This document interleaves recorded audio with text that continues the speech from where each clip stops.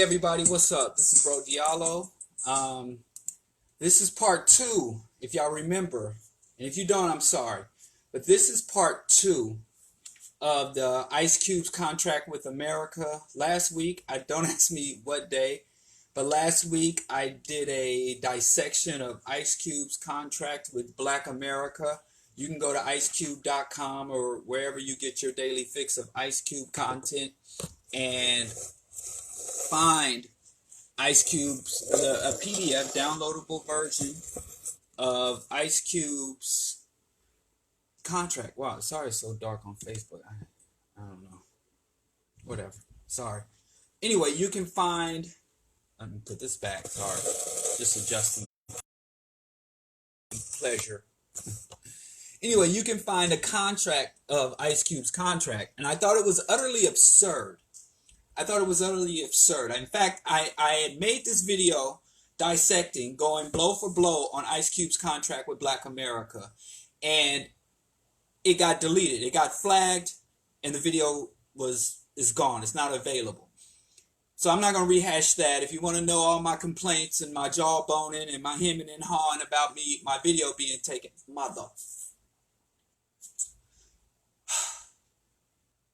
sorry, my connection is janky. If the YouTube feed dies, which it is dying, just go to Facebook and we'll finish on Facebook. I did everything but I can't even get into that shit. But if YouTube dies, go to Facebook. And I think I'm going to just end the YouTube and just do it on Facebook and then put it back. Because this shit just keeps going in and out. I can see from where I sit that it keeps going in and out. Even though I did everything I could. Oh, maybe if I just kill all this. Hold on a second. Give me a second. But I was told that all these technical issues have been worked out. Maybe, but if I had any sense, I'd probably do like a test run. But I don't have sense. Anyway, you can go to YouTube, Diallo Kenyatta, YouTube/Diallo Kenyatta, and get the dissection of Ice Cube's contract with Black America, all the issues I had, and all that. And at the end of that, I would say that I would counter and give some more viable solutions, because I think that, and in fact, I called that nigga with audacity, NWA, nigga with audacity, because I thought it was quite audacious. Some of the things that, but not in a good way, that Ice Cube suggests in here. And Ice Cube even talks about the negative media stereotypes portrayed in the Hollywood. Totally doesn't even talk about the significant role that how he got rich, how he became rich and famous through promoting some of the most degenerate concepts and images of black people and poor black people, especially living under poverty.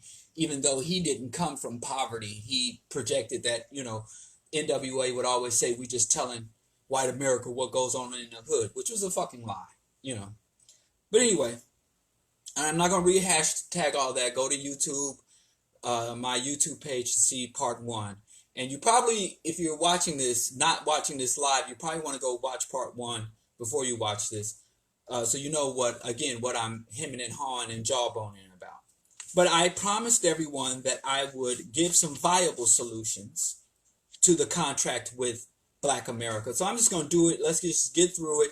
It's not as detailed as I want it to be, because literally the solutions for black people, they're relatively simple, but the understanding what needs to be done for black people is simple, but the execution of what we need to do is rather complex. So when you're talking about Black America, you have to, before you can say what you're going to solve, you have to identify what the problem is. And a lot of times when black people who are not revolutionary, who are not conscious, who are part of the status quo, or they are integrationists, they often offer solutions to the symptoms of black problems. And often they are successful in addressing symptoms of black people's problems. But then you'll also find in less than a generation that those solutions either become null and void, or they make the situation worse. So everything black, the integrationists and status quo black people like Ice Cube, Negro elites like Ice Cube have fought for, we get. So we march, we die, we shed our blood, we sacrifice ourselves to get the right to vote. We sacrifice ourselves for a right to go to white folks' school. We march and pray and sacrifice our lives for affirmative action, an opportunity to join corporate America. Everything that Ice Cube is fighting for. In fact, there's not really one thing in this text that he's fighting for that's relatively new. And a lot of it is a rehashing of shit we already have. Like he wants voting rights. We had that over a century ago. Except sisters had it a century ago. Black men got it in almost a century and a half ago. And black women got it alongside, but I digress. So, what I find, like I said, a lot of status quo Negroes won't define the problem. They will only identify symptoms of the problem. So if you have terminal or metastatic cancer, you're going to have a lot of symptoms. You can have, if it's a brain tumor, you can have blackouts. If it's a gastrointestinal thing, you can have everything from loss of appetite to bloody stools, constant pain. And those are symptoms. And I can give you something to help you with vomiting, help you with stool softeners or stool hardeners. I could even give you certain drugs to help prevent blackouts or seizures that could be caused by a metastatic brain tumor. But those are all symptoms. And believe you me, as a person who's injured myself and had issues, and I know and worked in the healthcare industry, helping relieve people's symptoms is nothing to mock or neglect. It's a noble thing to do.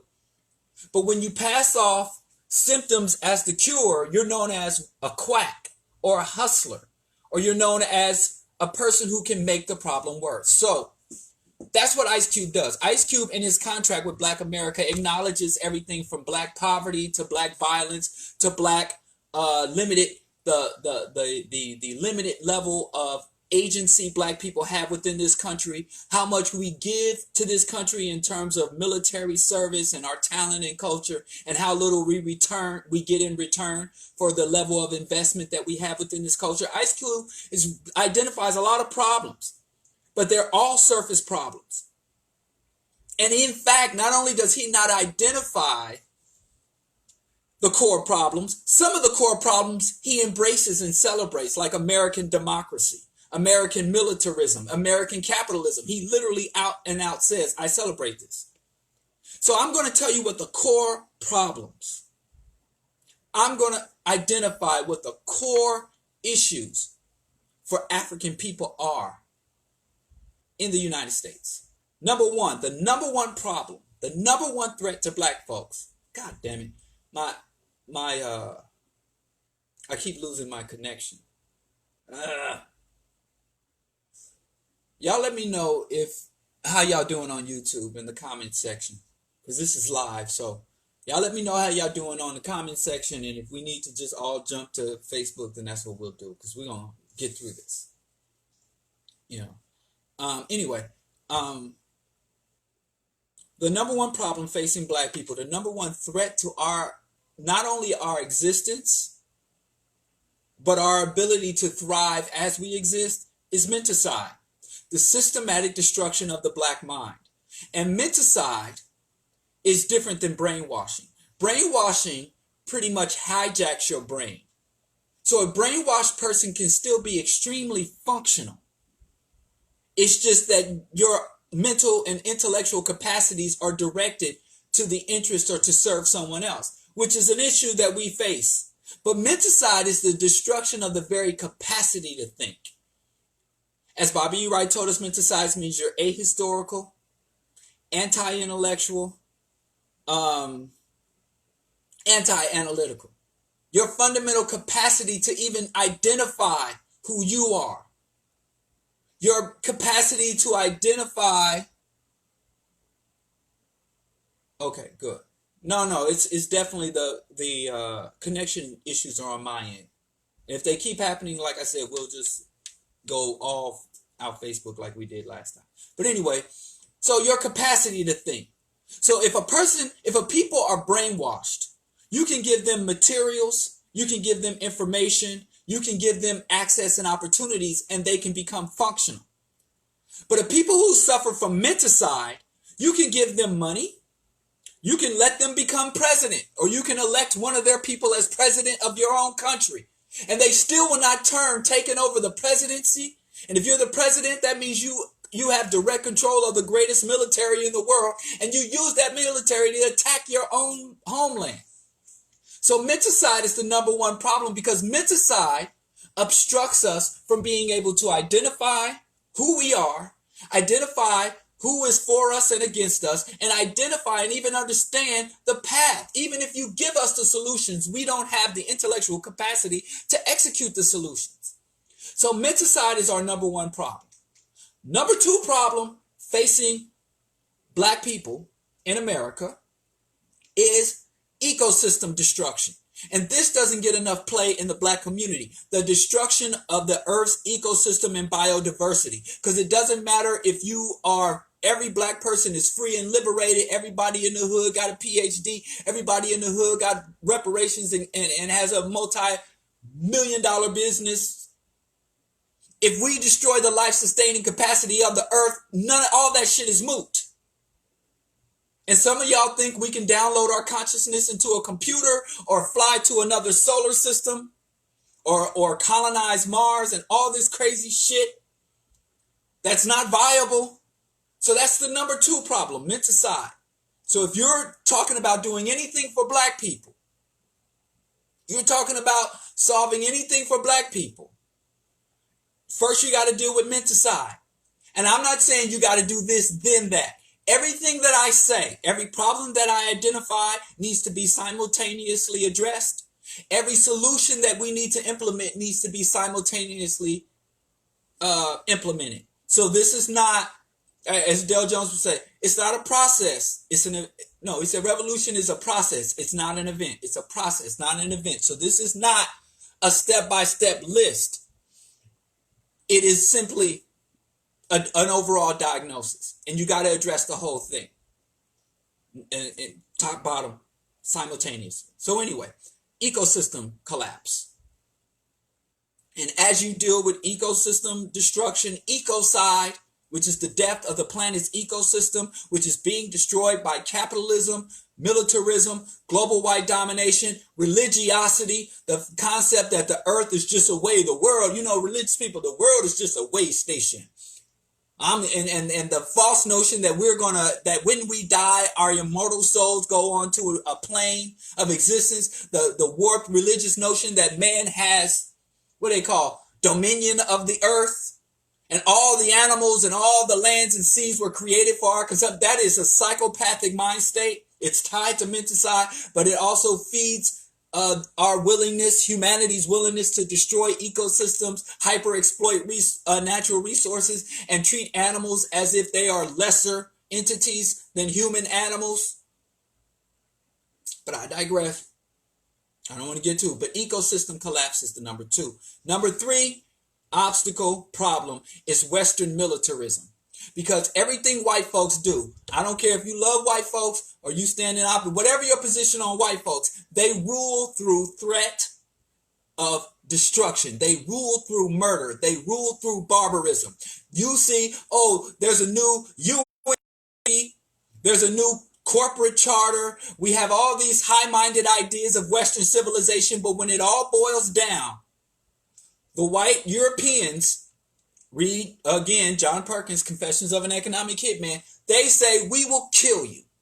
That's the bottom line. They will come in and say, hey, look at these suits. We got suits, we got briefcases, we got documentation. We will sit down and we got these little lapel pins with our names on them, and they go to the UN, they go to the World Bank, they go to Geneva, Switzerland, and The Hague and the World Court. They got all this formal shit, but since the beginning, since the Greco-Roman Empire, since white folks first appeared as people who can organize a government, organize a civilization, they have used barbarism. We will cut your throat if you don't acquiesce to our demands. That's where we are today. Europeans don't rule the world because they are clever through intelligence. They don't rule it because they are technologically superior. They rule it because they have hyper aggression, a greater capacity and will to kill than everyone else. And that has to be done away with. Fortunately, as we begin to liberate ourselves and our spaces, the resources, that the raw materials that they need for their nuclear arsenal, for their high-tech weaponry, for their satellite-guided missiles, the yellow cake, the rare earth phosphors, all that shit they need, as they begin to lose that, they will also begin to lose the technological and resource foundation for their military. Okay, so we lost YouTube. That's the last time I tried this shit. It's mad frustrating. But anyway, we'll keep going. And I'm just going to shoot this on Facebook Live and then upload it to YouTube. What do you want from me? I did my best. Anyway, so that's it. And then number 4 is capitalism. And we don't need, unfortunately, I wish I could say otherwise, we don't need white folks for capitalism. We got black people that engage in capitalism.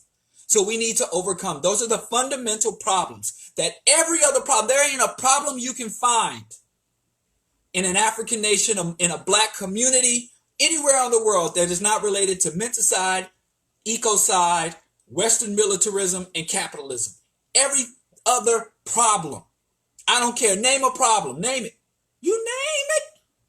You can trace it directly to that. And there is no persistent problem that can be addressed in any sustainable way unless all 4 of those issues are addressed. Menticide, ecocide, Western militarism, and capitalism. Ice Cube's contract with Black America, not only does it not identify what the core problems is, it only identifies symptoms. Some of the core problems like militarism and capitalism, and he embraces. And if you embrace capitalism, then you embrace ecocide. So those are the core problems that black people have to address, or we won't get above or beyond any other problem. And we've had over, hell, depends on what you count, from half a century to 4 centuries of resistance that we can draw back on. And we got 2 centuries of reforms, capitulation, negotiation, open conflict, and integration to look at, to say, hey, what works and what doesn't. Welcome here, Chauncey. Facebook YouTube, let me tell you, YouTube since they deleted that first Ice Cube video I made on black, I ain't been able to sit well with YouTube since then, but I digress. So now that I've given you the basic fundamental diagnosis, the problems with Ice Cube says he's going to solve or address the problems. Number 1, he says that he's addressing racial inequality. First of all, in his title, racial inequality.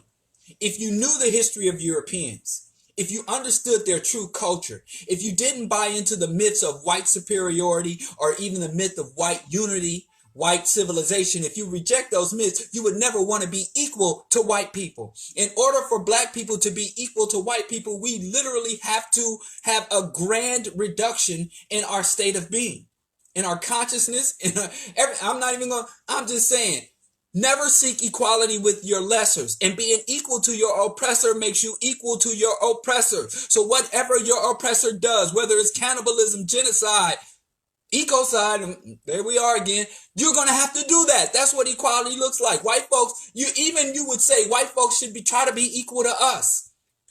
We have not committed genocide on any other continent. Africans have colonized no one else's land. Africans have not built world-destroying technologies like nuclear weapons. We have destroyed no ecosystems. We have driven no species into utter extinction.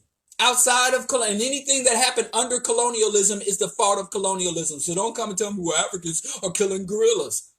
Under colonialism, look at the state of Africa's ecosystems prior to Arab and European invasion. And then we could talk from then. Our history didn't start in slavery. So, if anything, if you really were interested in justice, you would try to compel white people to be equal to us, not us to seek equality with them. What the fuck? But I digress. That wasn't even on the list, but I'm going to have to stop looking at the contract and just go with what I have. Because every time I start to look at this, I mean, like I said, Ice Cube is an NWA nigga with audacity. The audacity of this man to come with that shit. But let's say, actually, that wasn't number one, but equality with lessers. Let's make that 1.1. And so 1.2 is, if you want to help Black America, the first thing you should do is realize that there is no such thing as Black America. Black America is a myth. Black America does not exist. That's why in the U.S. Supreme Court, they're saying you can't make black specific laws. You can't have black specific set asides. You can't even have, because even according to the Constitution, there can be no Black America. So you can't at the same time seek to be a full American and talk about Black America. And that's why if you look at the 13th, 14th, and 15th Amendment and you read Dr. Claude Anderson, all these multinational corporations come in and get the 14th Amendment rights. All these hostile foreign interests, immigrants from Europe, immigrants from Central and Eastern Europe, immigrants from Israel, all these immigrants come to the United States and they pull up the constitutional amendments that we thought were meant specifically for liberated slaves, emancipated slaves, and they use that to deny Black people rights. There are all these cases where Black people try to stand up for their rights and fight against corporate takeover of their community, and then the corporations will cite their constitutional right as persons. As persons, corporate personhood. One of the person who's done the best research on that is Tom Hartman, T-H-O-M. I hate people that spell Tom, T-H-O-M. But Tom Hartman, I don't hate him, that has done some of the best research on corporate personhood, where the corporations have used the 13th and 14th and 15th Amendment to use their personhood to deny, as corporate entity, to deny whole communities of Black people recourse, redress. So there is no such thing as Black America from a legal constitutional standpoint. So anybody that's coming to you to say, I'm going to do something for Black America, is bullshitting you, is conning you. Number two, with this concept of Black America, anytime you think you can do something for Black people that hold a U.S. citizenship, or Black people that have a social security card, to the exclusion of Africans in the Caribbean, Africans in Central and Latin America, Africans that in Europe, and Africans on the African continent. Anytime you drive a wedge between those populations, whatever the fuck you do, is not only should it not succeed, it doesn't deserve to succeed. You can't go to somebody who has a brain tumor and says, I'm going to work your biceps so you have the strongest, most beautiful biceps in the world. But the fucking brain, eventually you're going to die. You all know that guy. We all go to the gym. You all know the dude that got shoulders that are like earmuffs. It's up to here. They neck is thick. They chest is broad and full, but their legs are scrawny as fuck. They got weak little legs, so they never concentrate on their legs. You know, we all know these dudes. That's called an imbalance. That's called dysfunction. So let me tell you this, that anybody that's talking about what we must do for Black America is, number one, if they're Black, they are an agent of the oppressor, or they're a self-hating person that should not be listened to. Black America is a myth. Everything Black people do has to be on a global scale, a Pan-African scale. Why? Because oppression is global. Oppression is across all continents. Our oppression is not based on us being U.S. citizens. We are not oppressed because we're U.S. citizens. We are not under genocide because we are U.S. citizens, or because we live within the confines of the United States. You can't name anything that African people were subjected to in the United States, from the AIDS and HIV epidemic to the drug epidemic. Where do you think the United States is selling all the toxic products that they can't sell in the U.S. anymore, like cigarettes? Overseas. All the toxic cosmetics and expired food goes overseas to Africa. So if you understand anything about a Black person and Black folks' problems, you know if you got a global problem, you need a global solution. And since our history is historical, Our history is phenotypical. Our history is cultural. We know that people that hold common phenotype, common history, and common culture with us are all in the same fucking boat. So your resistance has to be patterned on your oppression. You can't have regional or national liberation against a global oppression system. What's going to happen? You will become isolated. What happened? That's what, study Cuba. Fidel Castro said, I want to liberate Cuba. And Che said, we can't liberate Cuba. What the fuck? Cuba is just a way station. Cuba is a satellite. We have to liberate. We have to fight capitalism on all fronts. He wanted to go to Vietnam. He said, I want 1,000 Vietnams all over the globe. He said, that's the only way we'll be free. And Fidel was like, no, I got my country and I want to liberate Cuba. But they weren't oppressing Cuba. They are oppressing the globe. So what happened? He hunkered down in Cuba. Che went to the Congo. Che went to Bolivia. He tried to do it. He even came to Harlem. I think, yeah, I have a recording of Che in Harlem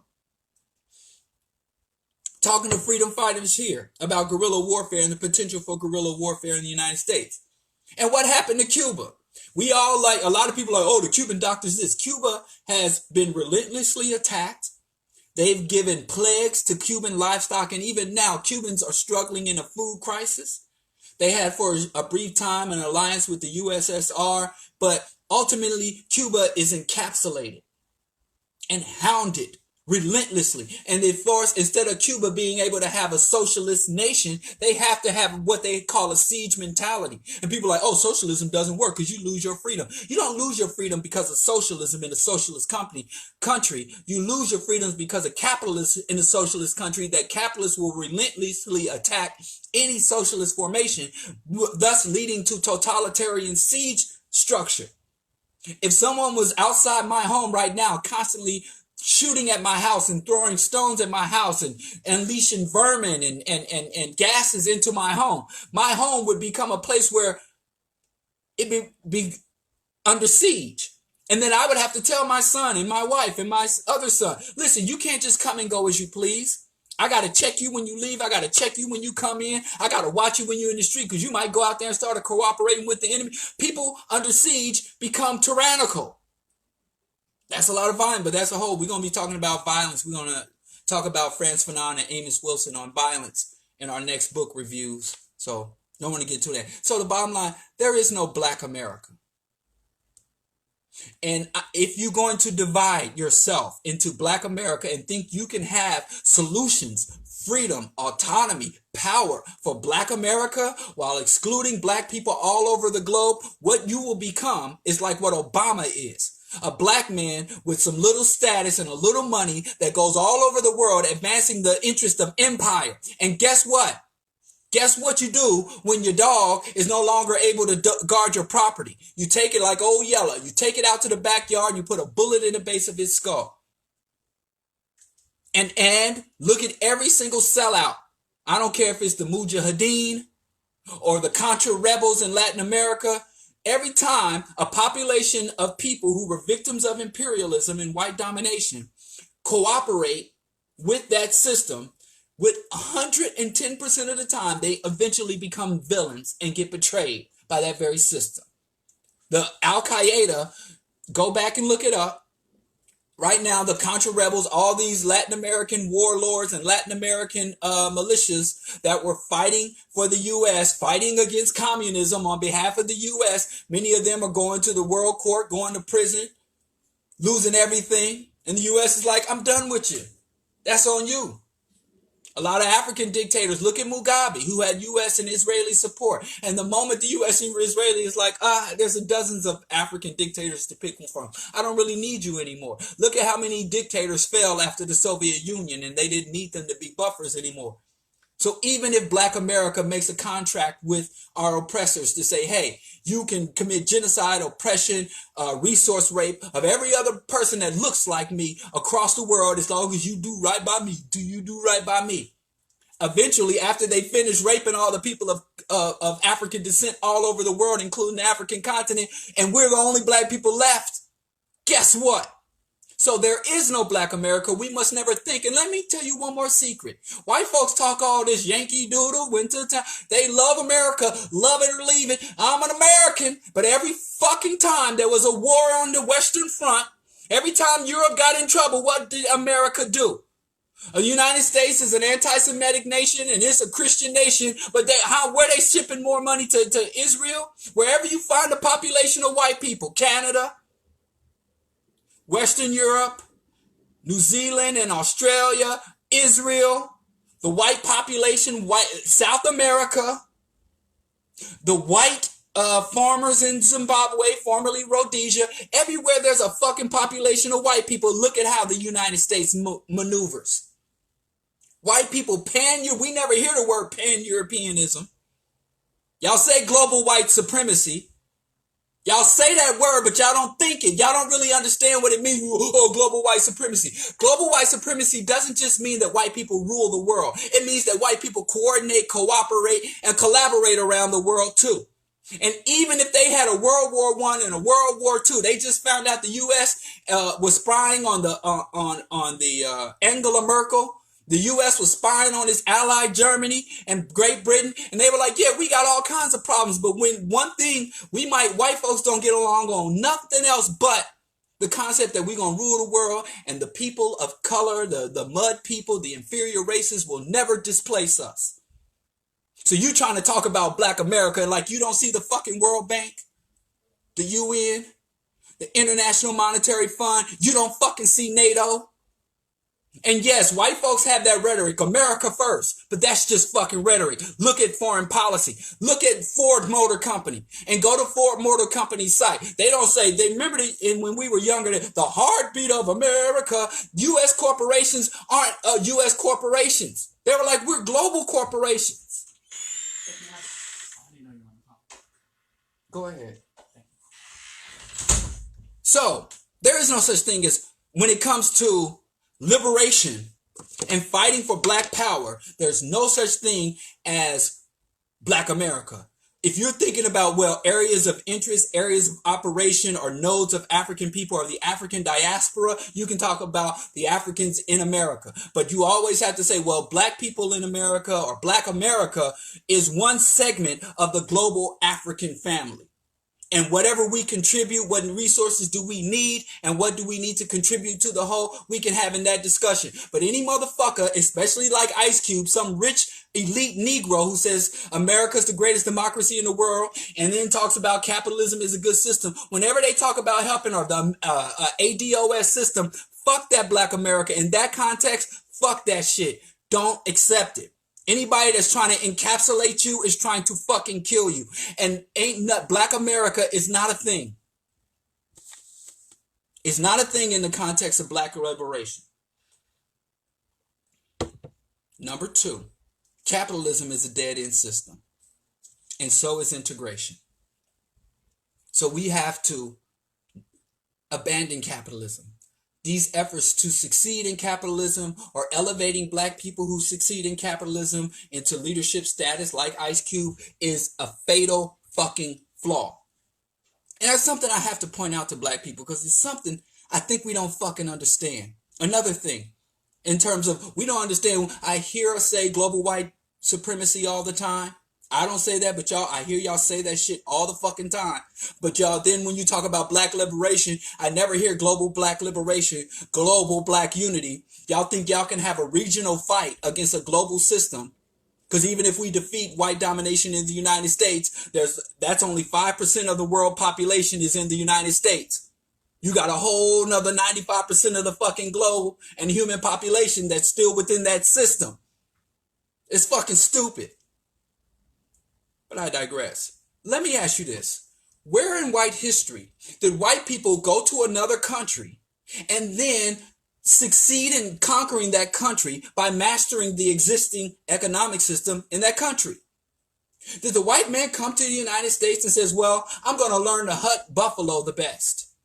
I'm going to learn the Native American economy. I'm going to identify the Native American currency, and I'm going to become the best at accumulating Native American capital And whatever they use as their barter, their value system, I will adopt their culture and succeed and defeat them within their own fucking shit. Did they go to Africa and do that?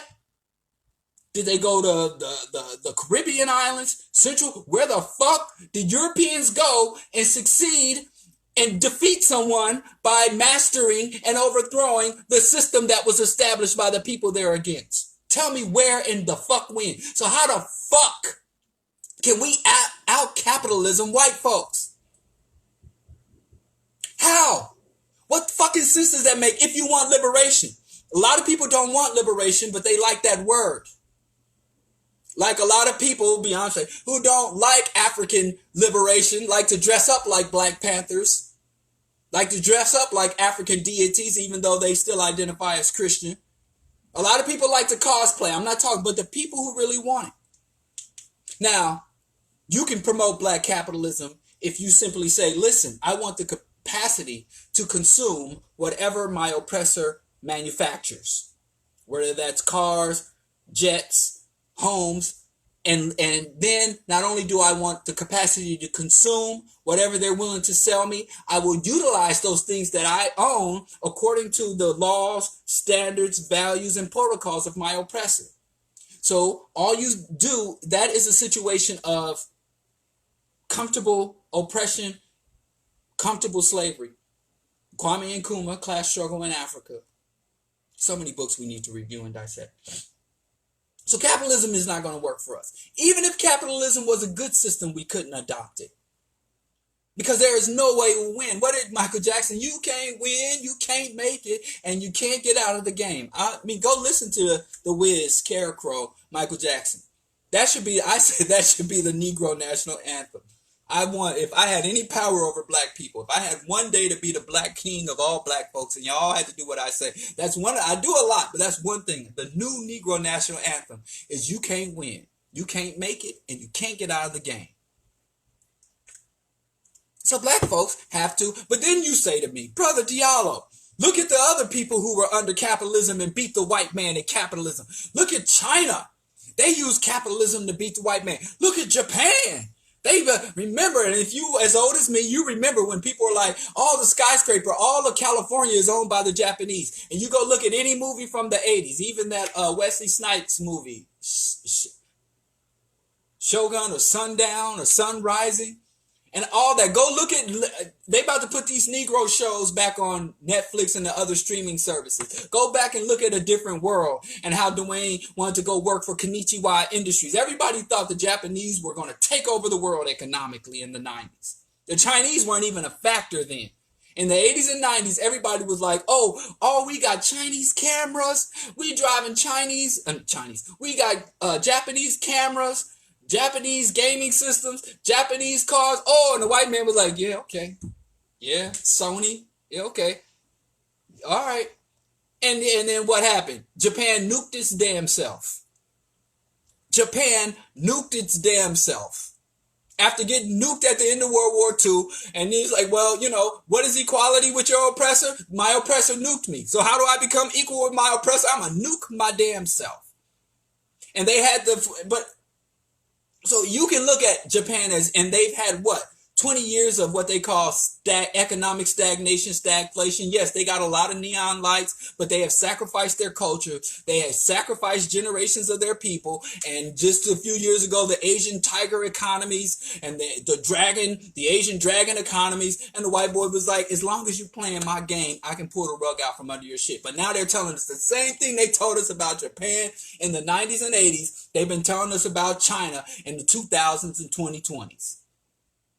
But look, if you look and start reading news, uncensored news coming out of China, first of all, China has destroyed its ecosystems. They got pandemics. China's had over 10. They're selling. Like, I'm saying there's some good things happening in China economically if you're into that shit. But ultimately, if you seek equality with your oppressors, you become equal to your oppressors. So you can think, and even some people I greatly respect, like Dr. John Henry Clark said, we should look to China and we should look to Japan and as far as development strategies for Africa. And I say, fuck that shit. Fuck it. Put it in a cement coffin and bury it. Fuck that. So capitalism has to be, our relationship should be to capitalism as African people should be ongoing subversion. We have to subvert capitalism. Capitalism is nothing more than a system of resource concentration. It doesn't create wealth.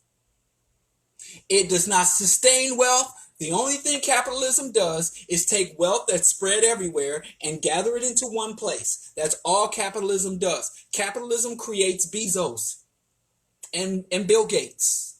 And that's all it does. Everything else is socialism. Socialism is sharing and cooperation. That's all it is. And every capitalist wealth, all the capitalist wealth is a byproduct of capitalists appropriating the labor. Go read Marx. Marx said this shit 100 years ago, and let me tell you something. White folks hate Marx. And if you think of white folks calling you the N-word is insulting. If a white folks really wants to insult you, they will call you a Marxist. That's the most, go out and try it. Go out into a random white folks and call them a communist or a Marxist. And there's no filter. They hate Marx because Marx told the truth. Because Marx's real mission was to humanize his own people. And they managed to get black people. I don't know why we hate Marx. I don't know how black folks came to hate Karl Marx. Karl Marx wasn't even talking to us. He was like, okay, I'm going to huddle up with my people and tell y'all how y'all can be more humane, less insane. You know, he gave them the gift. He took Hegel and their other philosophers and gave them a humane philosophy. And then we thought, oh, I hate Marx, communism, just take everything. We just parrot what our oppressor says. You know, if your oppressor tells you to hate something, I ain't saying automatically love it, but you should at least get in the corner and check it out. When the slave master said reading will ruin a Negro, you know, remember that? Reading and book learning will ruin a Negro. And now they say communism and socialism will ruin black America. So, you know, they lied to us big time. So capitalism, we have to be in opposition to capitalism. We have to subvert capitalism. We have to, amongst ourselves, start pooling our resources. And when we generate any type of wealth and resources together, we have to justly distribute that amongst our community. We can no longer allow for the elevation of economic elites, parasites within our community. And when parasites do rise up from our community, we have to shun them. We have to tax them saying, listen, if you are LeBron James, you don't come to us and tell us what you're going to do for us. You come to us and say, okay, what does the community require of me? Or else you can't be with us. Go over there with white folks. And when you end up in a headlock or splayed on the trunk of your car, ain't no marching, ain't no hashtag, ain't no unity from the community. Too many people, we allow them to shun the black community when they're riding high. And then, but we can't share in their wealth and their rise, but they want us to share in their pain. We got to stop that. So we have to be anti-capitalism. It is a dead end. Pan-Africanism. That's so realize there's no black America. So 3 is kind of redundant. So we need to realize that regional, national power is a pipe dream for black people. We have to realize that we cannot utilize capitalism, celebrate capitalism, even exploit capitalism for our ends. We have to be Pan-Africanist, which goes back to my first point. And we have to be socialist. We have to be non-aligned and socialist. Non-alignment means you do not go along with the foreign policy objectives of the nation. We have to be anti-patriotism, anti-patriotic. So if the U.S. goes to the UN, they have to know that black people who are confined into the United States, U.S. black citizens, do not support the foreign policy priorities or agenda of the United States. We do not align with this nation we hold citizenship in. People in Africa got to know when they see the drone coming over that Obama sent or that Trump sent or that Biden will send, they were like, I know that the black people in the United States did everything in their power to stop this. And they made statements. They did protests. They stopped it. If we can't just, I don't want to go too far off, but we have to be socialist, and we can be socialist within the United States. There are many socialist communities that operate in the United States, like the Mormon community, like the Hasidic Jewish community. African people, even if you know 10 black people or a dozen black people, or you got enough influence and clout where you got a whole neighborhood that is engaging in socialism, and we can bring socialism to the black community by demonstrating the efficacy of socialism, by practicing socialism, opening cooperative enterprises, filling in deficits within our community, cooperating, sharing, coming together communally in constructive ways. I'm happy we come together to chase balls for sports. I'm happy we come together, and it's like Dick Gregory said, you look at black folks do the bus stop or do the hustle, do any of them line dances, and the coordination and unity that we show in our dances or in playing sports, brother looking this way and pass the ball that way, the level of coordination and in tune that we have with each other, we can do that economically. We can do that collectively.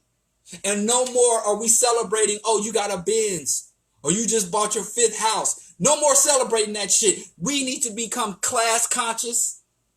We need to have a maximum wage in our community, and we need to redistribute the wealth. The distrust, the selfishness, the envy would all dissipate if we started practicing socialism amongst ourselves. And there is no law against it. It's just our consciousness is all we need. And if you just, like me, even if I got to start with my wife and my 2 sons, we're going to be socialist. We're going to, everything that we earn as a family goes into a pool, and no deficits are allowed to exist in our family. We will redistribute the wealth, and we will make all economic decisions in concert. So we need to, and it's not enough to be socialist. Remember, I said we have to subvert capitalism. We have to be anti-capitalist. It's not enough to just be socialist. And then we have to subvert imperialism. We have to subvert imperialism. Everything that the United States does to black people in the United States, it does to black people abroad. Everything it does to black people abroad, it will eventually do to us. The United States was doing chemical germ warfare and drug contamination and polluting of foreign lands. And then it came here and did the same thing in the hood. Or sometimes the hood is the laboratory that they use for instruments of oppression and repression, urban warfare. They practice techniques here in the black community, repression of population, and then they'll go to Haiti and they'll take those same techniques to Haiti. Israel is the #1 exporter of repression technology in the world. It's this guy by the name of Harper, a Jewish guy who talks about Israeli technology that goes around the world, and literally the Gaza Strip and the West Bank are laboratories of repression. U.S. police officers that kill black people in the United States, they get grants to go to Israel to learn how to do urban policing. Now I tell you, when y'all say global white supremacy, y'all don't really know what you're saying. You just say the word rolls off your tongue, but you don't really understand the global aspect of it. Because again, like I said, if you understood the global aspect of global white supremacy, I'm just using y'all words. Y'all know I say domination or global white hegemony. But when y'all say it, y'all don't really think it. Y'all don't really conceptualize it. So we have to subvert U.S. imperialism. You can't be pro-military. Stop celebrating black youth go to the military. Discourage every black youth you can from enlisting in the armed forces, and give up that bullshit myth. Oh, if a black person go to the military, then they're going to come back with the skills. Let me tell you, I got books on the Rangers, the Army Rangers. Hold on, a book I just got. Hold on. Where is it? Here it is. This is a book I just got. Extreme Ownership. Extreme Ownership. How the U.S. Navy SEALs lead and win. So you ain't got to sacrifice your son on the altar of white imperialism and capitalism if you want to learn military secrets. I got dozens of books like this on military strategy. And how do we practice it? You can get a paintball guns and go to your woods, or go to any burned out area in the black community and practice urban guerrilla warfare, practice jungle warfare, practice moving in formation.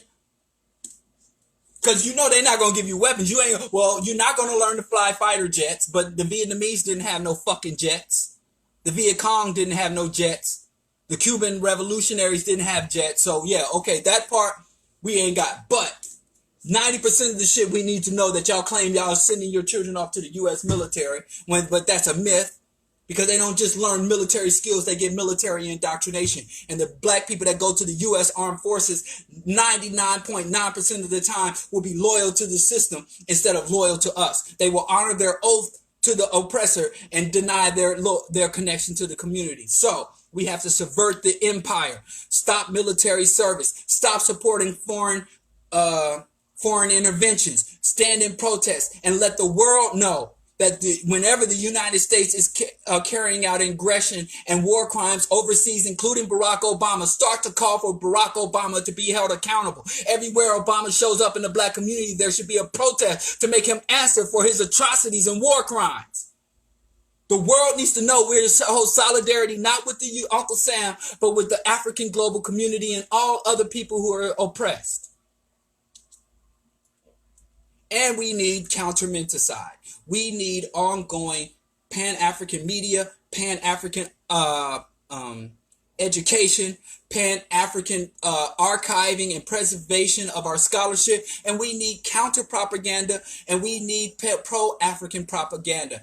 Arts, music, fiction, fashion. We need that intense, ongoing, non-relenting, and not coming out of Hollywood. And here's another thing, I said it in the previous video. Anything, this is a guerrilla concept. Yeah, I didn't have to go to the military, and I didn't have to join the Army Rangers to learn this. If you're in opposition to an established enemy, you cannot allow yourself to be dependent on anything that the enemy can deny you. So if the enemy can deny you bullets, can cut off your supply to modern weapons, then you can't become dependent on modern weapons. It's the same thing, and if your enemy can cut off your ability to communicate digitally, then you have to organize your resistance that doesn't become dependent. If your enemy can deny you reparations, then you bet not fucking base your freedom and in development and empowerment on fucking reparations. Whether you deserve them or not is irrelevant. So, we need counter-menticide. We need to Africanize and radicalize every black person. And you have to be unapologetic. Alien religions, alien value systems. And I ain't saying we all got to wear African garb and we all got to erect shrines to the Orisha. You can be African, modern, however you define Africanism, but make sure your Africa is above and over every other aspect of your self-identification. You need to be analytical. Every African scholarship, intellectualism, and I don't mean degrees. I don't mean going off to university. I mean just in your home. Your home needs to be a reservoir of knowledge. Every black family, every black home needs to be an archive of our information. I think YouTube and social media is great. You see how I try to utilize it to Africanize and radicalize our people. I use it till they take it away from me. But I don't rely on that solely. And if they snatch it away tomorrow, I have other means of communicating and doing this. So we have to make, as important as bringing resources to our community, intellectual and cultural resource are very important. And stop thinking in terms of just money. Start communicating and functioning in terms of resources. And we can attribute value to things and we can deny value of things. So if somebody comes and says, I got a BMW and a PhD from Harvard, our community can define independently amongst ourselves what's value. Well, that's not a value to us. Well, I have a willingness to utilize the skills that I learned from Harvard and the car that I bought from the Italian automaker to contribute to the revolution. Oh, then wow, yeah, we celebrate. Good on you. Yay. So if anybody, don't matter what the fuck a black person got, if they can't translate that into black liberation, black empowerment, subversion of our oppressors and enemies, then we don't celebrate it. I don't give a fuck how great it is. Enjoy it in seclusion. And finally, we have to make sure everything we do is ecocentric, meaning that everything that we need for survival is free, renewable, and abundant. What you need is land. Land is everywhere. And if it wasn't for white folks' guns and white folks' barbed wire, we could go anywhere we need and do what we need to do. There was no such thing before this white pathology. There's private property. We're going to talk about, because some of y'all are into private property. You're so contaminated and indoctrinated. You just can't even imagine people interacting in an economy that doesn't have private property and ownership and accumulation. But that's a whole nother discussion. Land, sun, water, air. The land renews itself. You know, I just harvested a tomato from my front yard, and I live in the heart. I live in Bronzeville on the south side. And I don't live on a farm, but every day I go out and water my crops in a very limited space with limited sunlight. So the land renews itself, and the snow will fall. And next year I will take the food waste, the husk of the corn, and the apple cores and peach core and all that food. I compost all of our food waste. So my wife and my family, we live as ecological as possible. I ain't saying you got to abandon all the comforts of the world and go live in a box somewhere. But whatever ways you can become ecological, you need to become ecological and ecocentric, and understand that Africa's future and the future survival of all living things needs to be ecocentric. So we need to be green. And there's a lot of black people in the hood that say, oh, this green stuff is Illuminati and all that bullshit, because they listen to far right-wing racist and right-wing media. So that is the core. Because if the life-sustaining capacity doesn't exist, all this other shit is moot. That's the most important thing, really. Global warming, reducing our own carbon footprint, and destroying industrial capitalism and Western militarism, because those are the two highest polluters. They are destroying the life-sustaining capacity of the earth. In the last 50 years, over half of all wild animal life and animal species has been obliterated. We are living through what they call the Anthropocene by hand, where humans are causing, not humans, white people. And even if you go to Japan, what is Japan doing? Mimicking the oppressor, because the oppressor says you either be like me or you be underneath me. And some people choose to be equal to their oppressors. Even we got black people like Ice Cube who want us to become venture capitalists and all that bullshit. So we have to be ecological. Our ancestors were ecological.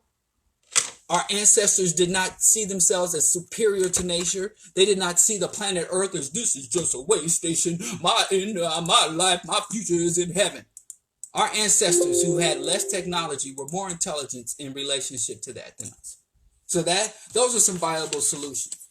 Because people are, oh, you all so negative. So yes, I had to go in and say that nigga with audacity, NWA, Ice Cube's contract is dead on arrival. Rip that shit up.